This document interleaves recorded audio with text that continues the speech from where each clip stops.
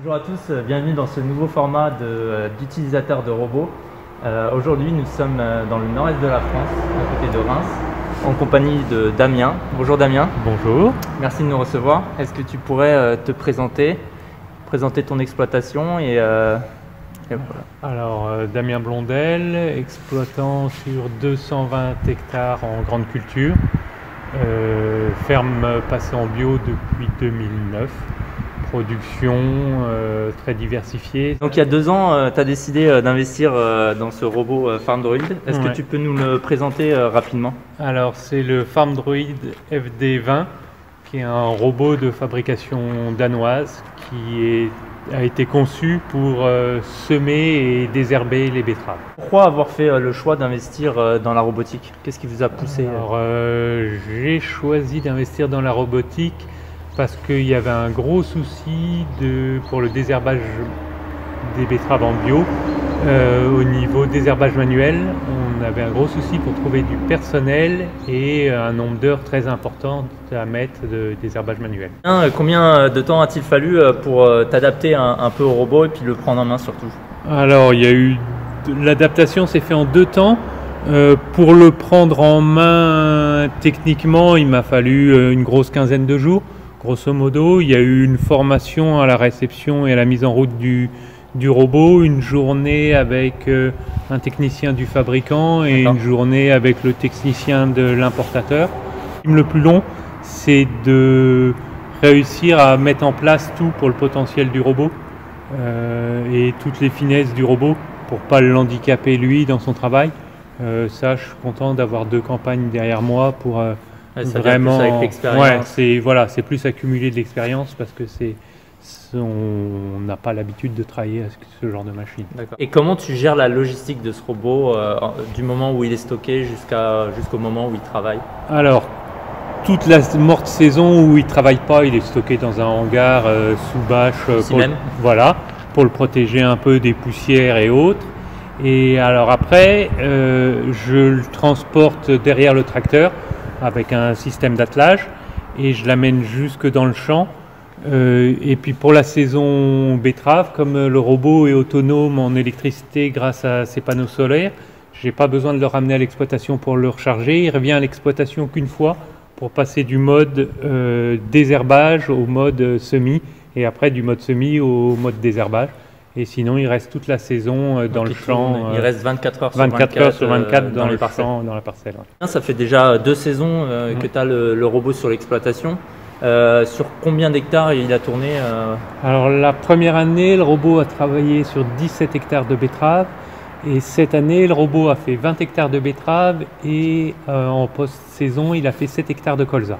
Est-ce que tu as une idée de la fourchette horaire qu'il aurait déjà réalisée? Oui, il a fait 2200 heures en 2 ans. Comment tu as vu ton robot évoluer sur ces 2 saisons? Alors en 2 saisons, le robot, il y a déjà eu une partie, tout ce qui est logiciel, qui a évolué. J'ai reçu un robot la première année qui était soit en anglais, qui communiquait en anglais. Lors de la mise à jour, à la fin de première année, on est passé en français. C'est quand même plus pratique, plus agréable pour s'en servir. Et au niveau ergonomie dans les programmes, il y a eu aussi du perfectionnement pour simplifier toujours les visualisations et plus simple pour trouver les bons réglages et les bons systèmes. Donc il y a déjà eu ça. Ensuite, techniquement, sur la technique de binage, la première année quand j'ai acheté le robot, il travaillait toujours dans le même sens qu'il se met. C'est-à-dire qu'il se met dans un sens et il binait dans le même sens. Maintenant, il est capable de biner dans un sens, dans le sens du SMI et à l'inverse du sens du SMI pour vraiment laisser aucune zone non binée. Pour améliorer la qualité de binage. Qualité de binage, qualité de travail, on est bien mieux maintenant. Et il a aussi été amélioré au niveau de nombre de cultures possibles. Il a été créé pour la betterave. Maintenant, il est capable de faire du colza, comme sur mon exploitation, ou de faire de la chicorée, faire de l'oignon, faire voilà. Le nombre de cultures sur lesquelles il peut servir augmente. Et du coup, pour cette saison 2022, comment tu t'es servi de la machine? Combien d'hectares? Sur quelle tâche? Donc, on a commencé la saison par la betterave, où il a fait 20 hectares de betterave.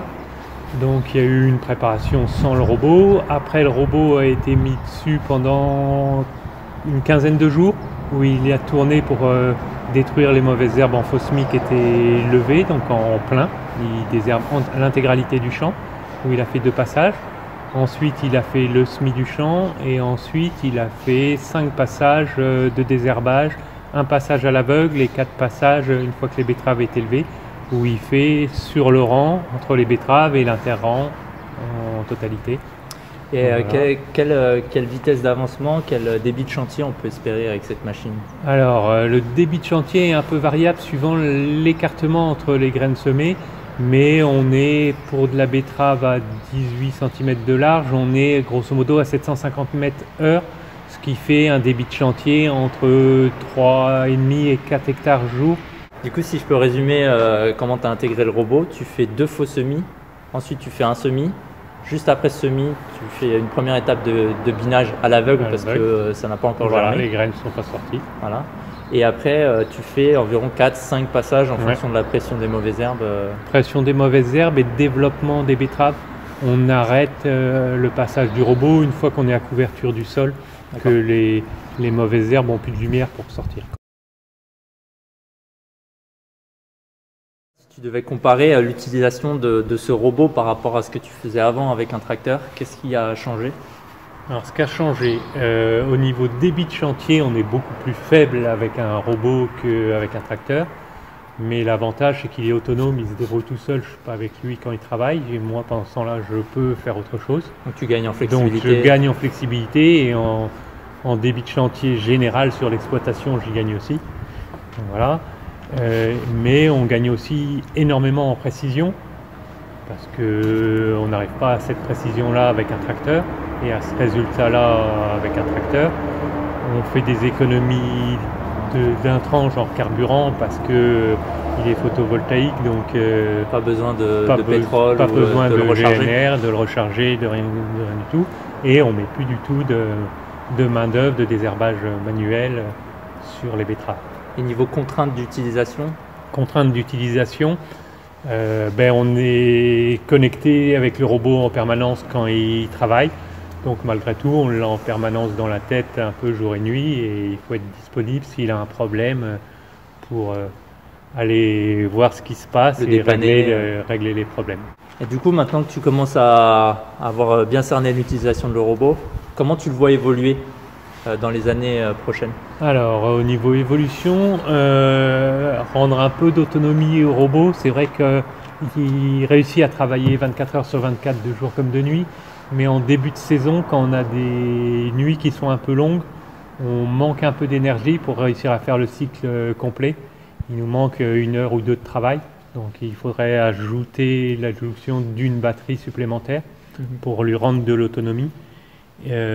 Toujours en diversification, il a déjà pris pas mal de cultures, mais encore betteraves, colza, mais encore d'autres. J'ai entre autres du tournesol sur l'exploitation, qui n'est pas forcément non plus évident toujours de désherber dans le sec et dans des conditions un peu de levée compliquées.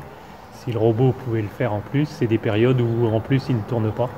Donc ça serait très bien. Est-ce qu'il y a d'autres tâches sur lesquelles, autres que le binage et le semis, sur lesquelles... Alors après, malgré que je sois en bio, on est obligé de faire un apport en liquide de bord 2 fois sur les betteraves.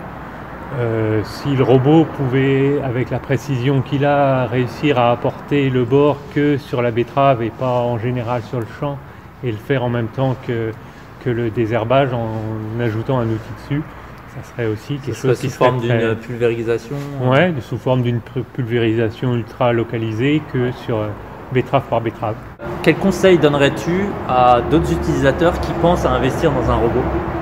Alors, avant d'investir dans un robot, il faut être prêt à s'adapter au mode de travail du robot et pas à adapter le robot à son mode de travail.